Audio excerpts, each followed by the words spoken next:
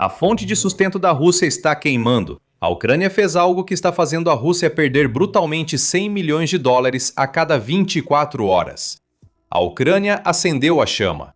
O inferno desceu sobre uma indústria que está mantendo a Rússia viva na guerra insana de Putin.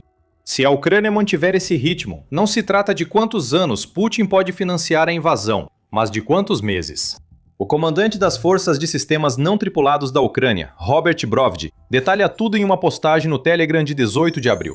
100 milhões de dólares em perdas diárias. Brovdi destaca o impacto dos ataques das forças de sistemas não tripulados e outros componentes das forças de defesa da Ucrânia à infraestrutura petrolífera inimiga, e continua explicando. A abordagem da Ucrânia de atacar sistematicamente todos os aspectos da indústria petrolífera da Rússia, desde refinarias até depósitos e terminais de exportação, está sendo devastadora. A habilidade de Putin em manter o dinheiro entrando nos cofres de guerra do Kremlin. Ataques ucranianos nos últimos meses forçaram a Rússia a reduzir drasticamente seus embarques de petróleo.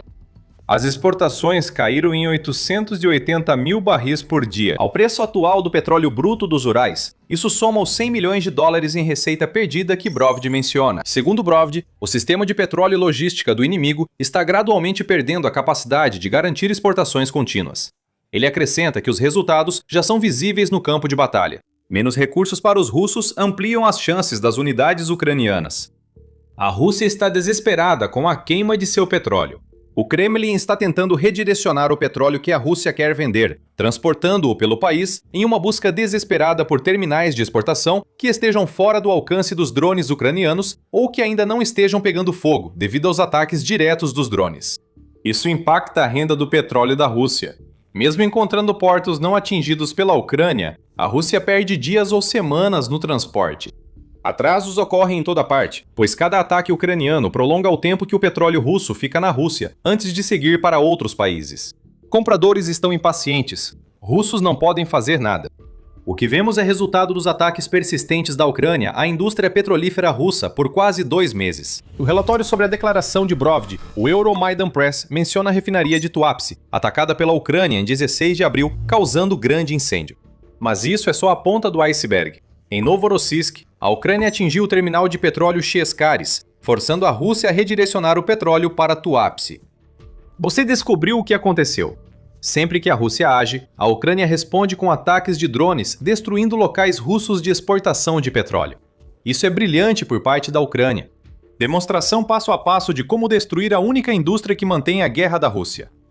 Nas últimas semanas, a Ucrânia atacou vários portos e instalações de petróleo.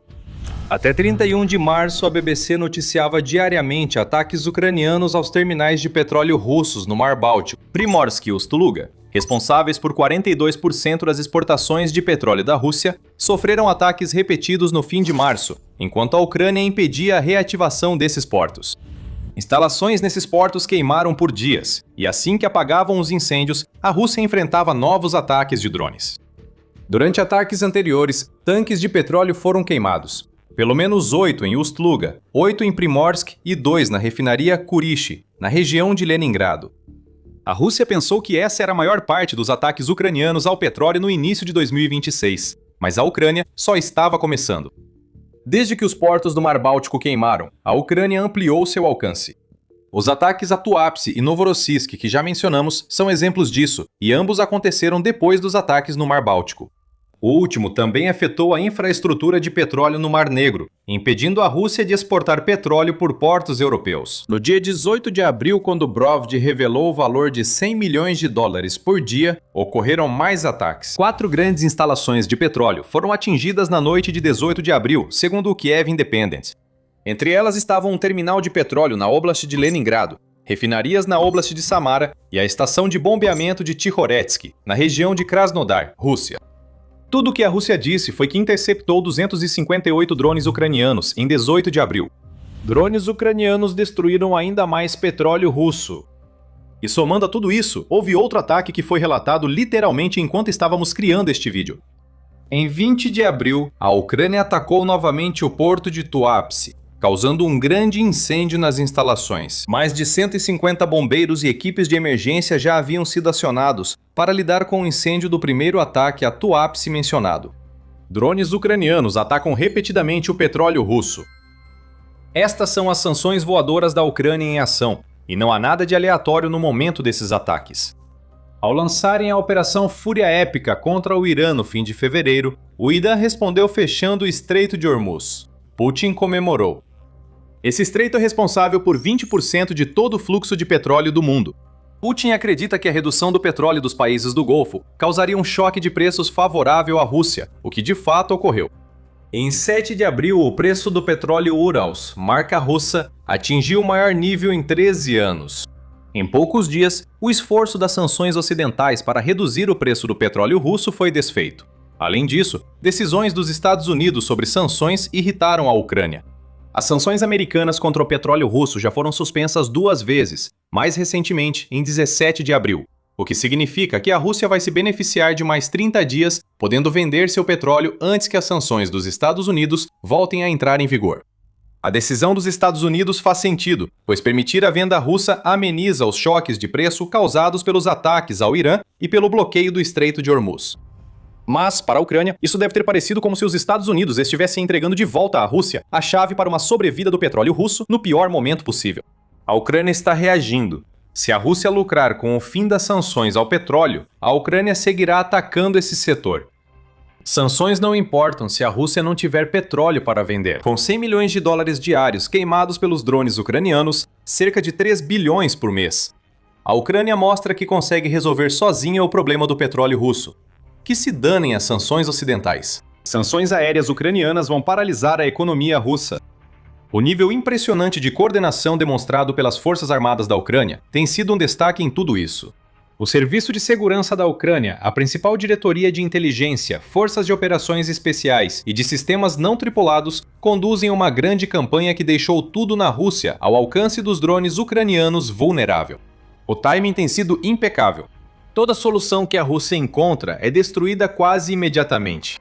Aqui as coisas começam a mudar para a Rússia. O petróleo queimando e as exportações em colapso já são problemas. Mas o pior é que a Rússia não pode perder 100 milhões de dólares por dia. Putin esperava a arrecadação recorde de impostos com lucros inéditos do petróleo russo. Ele precisa disso porque a Rússia enfrenta crise econômica, o que já muda tudo para o país. Mas antes de entrarmos nesse assunto, este é um lembrete rápido de que você está assistindo ao The Military Show. Se esse é o tipo de conteúdo que você procura, certifique-se de estar inscrito no canal. A Rússia enfrenta uma armadilha econômica. Um labirinto de problemas financeiros, causado pela visão limitada de Putin na Ucrânia.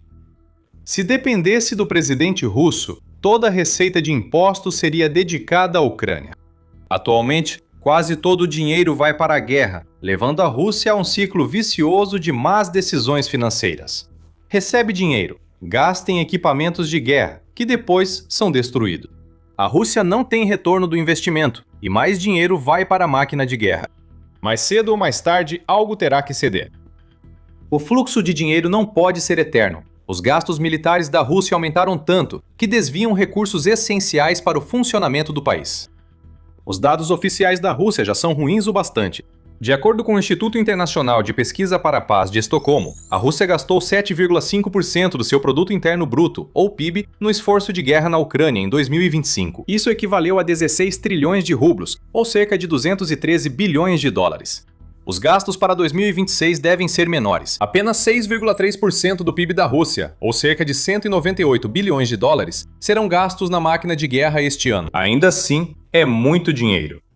Com a invasão de Putin chegando ao 5º ano, a Rússia deve gastar mais de 1 trilhão de dólares na guerra até o fim de 2026, no melhor cenário. Esses números oficiais refletem apenas o que a Rússia divulga sobre seus gastos militares. A realidade é ainda pior. Em fevereiro, a Defense 24 divulgou que o Serviço Federal de Inteligência da Alemanha, o BND, descobriu que os gastos militares reais da Rússia são muito maiores do que o país declara publicamente. Segundo o BND, os gastos da Rússia podem ter sido até 66% maiores do que o declarado. Por exemplo, em 2025, a Rússia pode ter destinado 10% do seu PIB para o setor militar, em vez dos 7,5% que foram contabilizados pelos gastos oficiais. Tudo isso significa que a Rússia pode estar gastando até 50% de todo o orçamento estatal do país na visão insana de Putin, para um mundo onde a Ucrânia faz parte da Federação Russa. Como Putin pode considerar isso sustentável? Mesmo que a Rússia vença na Ucrânia, não vai sobrar nada da Rússia para a Ucrânia passar a integrar. Esses custos militares ocultos incluem vários gastos que a Rússia tenta esconder.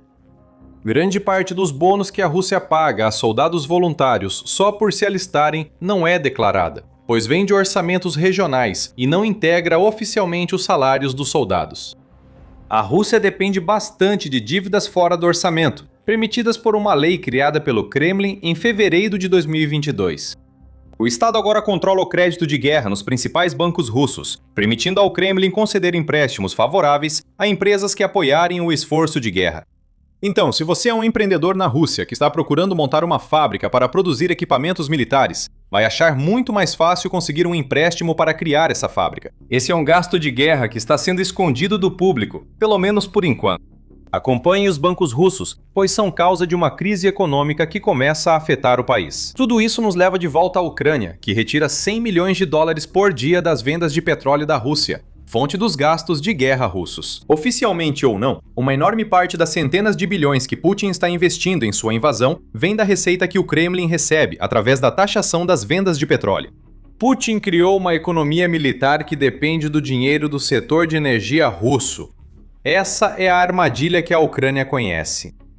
A queda nas receitas de energia e os gastos militares recordes estão levando a Rússia à beira da ruína. A estagflação corre solta em um país que tem uma população cada vez mais empobrecida. E não há caminho de volta para a Rússia enquanto a guerra na Ucrânia continuar, porque Putin precisa continuar gastando com a máquina de guerra. Todo o dinheiro investido nessa máquina está gerando resultados improdutivos. Como dissemos antes, os tanques que a Rússia constrói são destruídos na Ucrânia. Isso não vai beneficiar ninguém dentro da Rússia.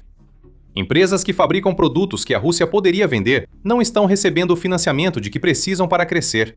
Bancos controlados pelo Estado, que favorecem empresas ligadas à guerra, garantem que isso aconteça. Além do petróleo, a Rússia não tem outro produto para exportar. Armas que antes geravam bilhões à economia, agora estão sendo destruídas na Ucrânia, em vez de vendidas a outros países. Você pode dizer que a indústria de armas da Rússia será revitalizada após a guerra na Ucrânia. O equipamento que está sendo construído atualmente para ser enviado à Ucrânia poderia então ser vendido para outros países. Será que alguém quer comprar armas da Rússia agora?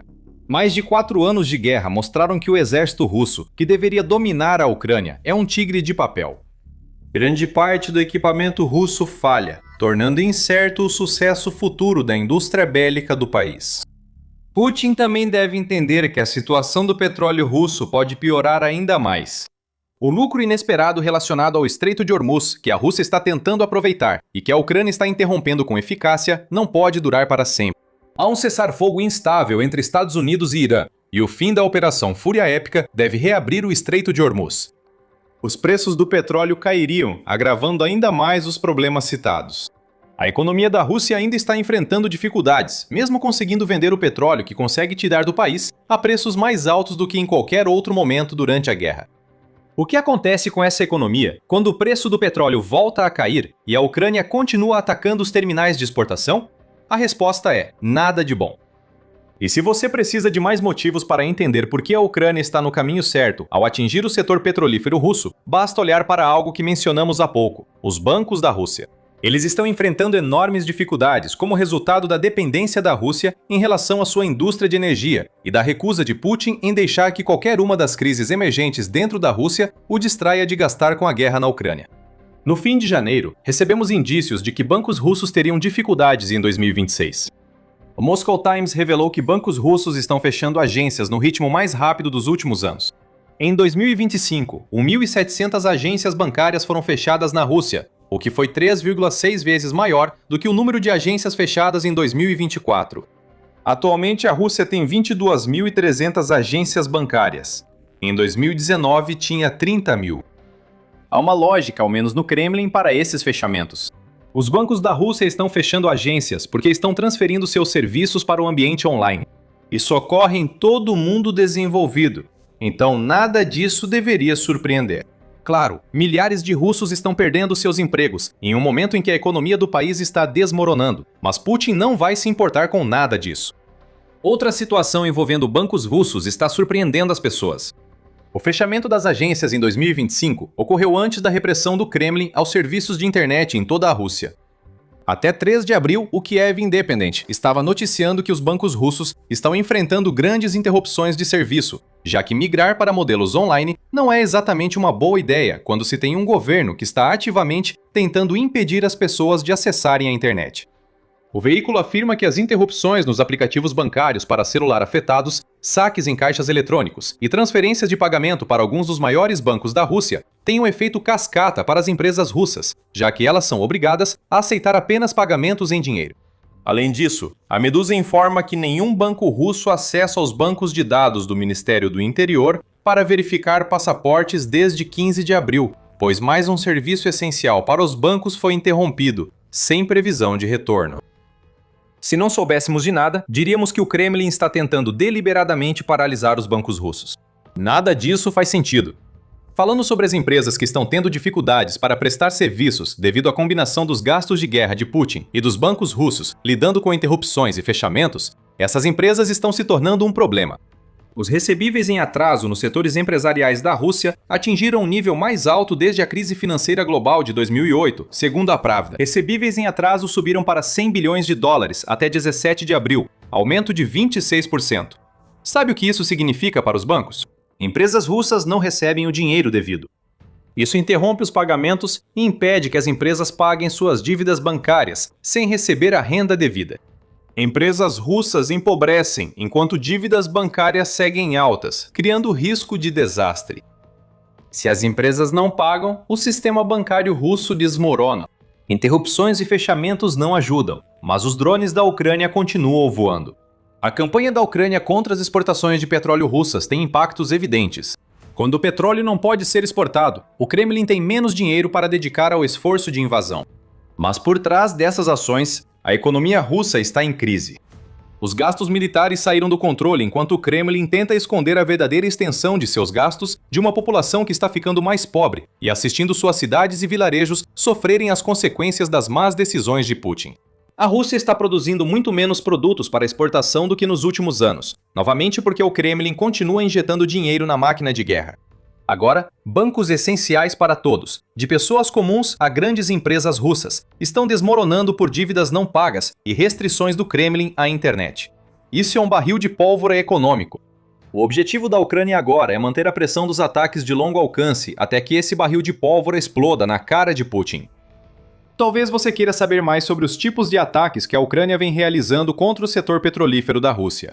Se for o caso, podemos levá-lo de volta a Novorossiysk, onde a Ucrânia desencadeou uma tempestade infernal contra um dos principais portos russos do Mar Negro no início de abril. Veja nosso vídeo para entender como a Ucrânia está causando prejuízo diário de 100 milhões de dólares à Rússia em exportações. Se gostou do vídeo, inscreva-se no The Military Show para acompanhar nossas análises sobre os ataques da Ucrânia e a situação financeira da Rússia. Obrigado por assistir.